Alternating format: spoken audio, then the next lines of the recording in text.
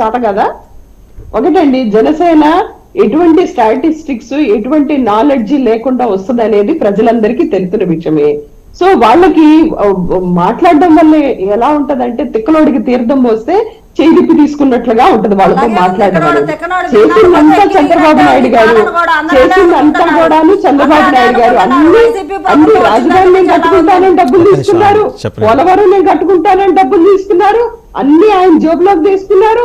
ఆ తర్వాత ఏది కట్టకుండా సోమవారం పోలవరం భజన జయము జయము చంద్రన్న అని పార్టీలు పెట్టి పాటలు పాడి ఆయన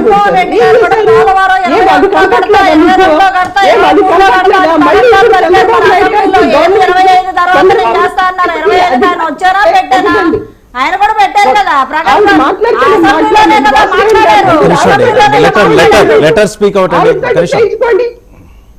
మీరు మాట్లాడండి. అలాగే అట్లా ఓవర్ క్రాస్ చేయడం ఏంటంటే ఇప్పుడు ప్రసాద్ గారికి చెప్పింది కదా కాన్ఫరెన్స్ మేము చెప్పాలి కదా. ఒకటి ఇప్పుడు అభివృద్ధి గురించి మాట్లాడితే అభివృద్ధి అనేది ఒక్క రోజుగా సైబరాబాద్ రాలేదండి. హైదరాబాద్, సికింద్రాబాద్, హైదరాబాద్ ఇవన్నీ డెవలప్ అయిన తర్వాత సైబరాబాద్ అనేది డెవలప్ అయింది మనకి. అసలు అక్కడ ఒక సిటీయే లేదు, రాజధాని అనేది లేదు. అసలు మనకి 33,000 కోట్ల రూపాయలు, 33,000 ఎకరాలు తీసుకొని 33,000 ఎకరాలు తీసుకొని ఆయన ఏం చేశాడు చెప్పండి? కనీసం అక్కడ రైతులకు మౌలిక సదుపాయాలు కల్పించలేదు. రైతులకి మౌలిక సదుపాయాలు కల్పించలేదు. ఆయన ఏం చేశాడు? పోలవరం అని పెట్టి పోలవరం కనీసం ఆయన కాపర్ డ్యామ్ అని కట్టి ఆ కాపర్ డ్యామ్ కి కనీసం దానికి చేయలేదనే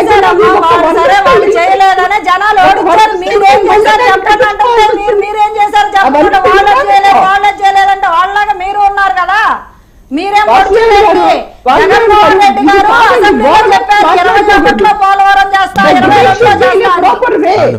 ప్రాపర్ వే ఆవిడకి అవకాశం ఇవ్వండి. ఆవిడ ఎంత వాగాలో అంత వాగుద్ది. ఎందుకంటే అందులో నాలెడ్జ్ లేదు, వాగడమే. ఆవిడకి టైం ఇవ్వండి. అదే అవినీతిలో మీరు మాట్లాడండి. సుజాత గారు మీరు మాట్లాడండి. మీరు మాట్లాడిన తర్వాత ఆవిడ కంక్లూడ్ చేస్తారు. మీరు మాట్లాడండి. ఒకటండి, మేమేమి ఎవరి మీద అనట్లేదు. చంద్రబాబు నాయుడు గారిని అనుభవం ఉన్న నాయకుడిగా అధికారం 5 ఏళ్ళు ఇచ్చారు. ఏం చేశావు నువ్వు? అటు పేదలకి చేయలేదు, ఇటు రాష్ట్రానికి చేయలేదు, రాజధాని కట్టించలేదు, పోలవరం కట్టించలేదు. అప్పుడు మాత్రం 2 లక్షల సదుపాయాలు ఇవ్వలేదు. రైతులకి అమరావతిలో మౌలిక సదుపాయాలు ఇచ్చాడా? అది కూడా ఇవ్వలేదు కదా. ఈ రోజు సిఆర్డీఏ ఒప్పందం అమరావతి బాండ్లు 2019 అమరావతి బాండ్లు అమ్మకానికి పెట్టలేదా? కుటుంబరావు గారు ప్రెస్ మీట్ పెట్టి మరీ చెప్పారు. ఆ విషయం గుర్తులేదా? కుటుంబరావు ఎంత రేటుకి అమ్ముకుపోయి గంట కొట్టుమని చెప్పారు ఆయన. మీరు ఆ విషయాలన్నీ మర్చిపోతే ఎట్లా? ఈ రోజు తాత్కాలిక సచివాలయాలని చెప్పేసి తాత్కాలిక సచివాలయాలకి డెఫినెట్ గా వాటి కింద లోన్లు ఉంటాయి, వాటి కింద ఉంటాయి. Administration part of administration. Amaravati బాండ్లను తీసుకెళ్లి అప్పులు మీరు అది మాట్లాడరా? వాసుదేవన్ గారు మీరు జర్నలిస్టే కదా. ఆ రోజు మాట్లాడిస్తారండి ఇవన్నీ కూర్చోబెట్టి ఆవిడ మొత్తం చెప్తాడు. సుభాష్ తాలు చదువుతుంటే ఆవిడంటాడు. ఇప్పుడు సుభాష్ తాలు ఆవిడ మాట్లాడే ఆవిడ అనుభవం వాళ్ళు ఏం చేశారని. సుజాత గారు ఆవిడ చెప్పారు కదా. మాట్లాడిన దానికి ఆవిడ సమాధానం ఇవ్వాలి కదా. ఏమిస్తారు వినాలి కదా. పెట్టుబడి ఎంత అంటే ఏం చెప్పట్లేదు. చంద్రబాబు చేయలేదు, చంద్రబాబు చేయలేదు అంటారు.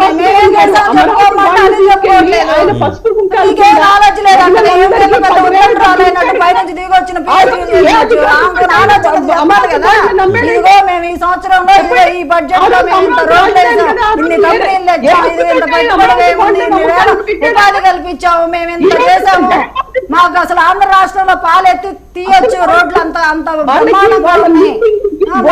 మా అధ్యక్షులు గారు అసలు రోడ్డు మీద వెళ్తారు, హెలికాప్టర్లు అసలు ప్రజాదాన్ని వృధా చేయాలని చెప్పాలి ఆవిడ. ఏం చెప్పకుండా కూర్చోబెట్టి డబ్బులు పంచడానికి హెలికాప్టర్ రైడ్ చేసుకుని ప్రజాదాన్ని కొట్టడం కాదు. కూర్చోబెట్టి కూర్చొని నాలెడ్జ్లు ఉన్నాయని చెప్పి మాట్లాడటానికి అన్ని అబద్ధాలే. ఏదో పోర్ట్లు అంట, పోర్ట్ల గురించి చెప్పారు. అది తక్కువ పోర్ట్లకి అప్పనంగా తీసుకొచ్చి పెట్టారు. 1,00,000 కోట్ల విలువైన పోర్ట్లు అప్పనంగా అని వాళ్ళకి అంత కట్టేసి పెట్టారు. దాంట్లో వీళ్ళ పర్సెంటేజ్ ఎంతో చెప్పాలి. ఫిషింగ్ హార్బర్ల పోర్ట్లు కాదు, ఫిషింగ్ హార్బర్స్ పోర్ట్స్ కూడా చేశారు. రామాయపట్నం పోర్ట్ ఏమైంది అనేది రాగానే నేను ఉద్ధరిస్తా అన్నారు కదా, ఏది ఉద్ధరించారా? ఏం చేశారు? ప్రైవేటైజేషన్ చేసి పెట్టారు. అది ప్రైవేటైజేషన్ చేసినా కూడా ఎంతకి, ఎంత తక్కువ ధనానికి, ఎందుకు అంత తక్కువ ధనానికి ఇవ్వాల్సి వచ్చింది? ఇవన్నీ అవినీతి చేస్తున్నారు. ఈ రోజు వైజాగ్ ప్రజలు సంపాదించుకున్న ఆస్తులకి వీళ్ళ బొమ్మలే, ప్రజలు సంపాదించుకున్న ఆస్తులు కూడా వీళ్ళ బొమ్మలేసి జిరాక్స్ కాపీలు ప్రజల దగ్గర ఉంచడం. అసలు ఎవరికి ఉపయోగం? బోర్డు సచివాలయాల వల్ల ఇంతమంది వ్యవస్థలు పనిచేయలేదా? పేర్ల వ్యవస్థలు తీసుకురావడం, వాలంటీర్లు తీసుకురావడం ఏమి ఉపయోగం?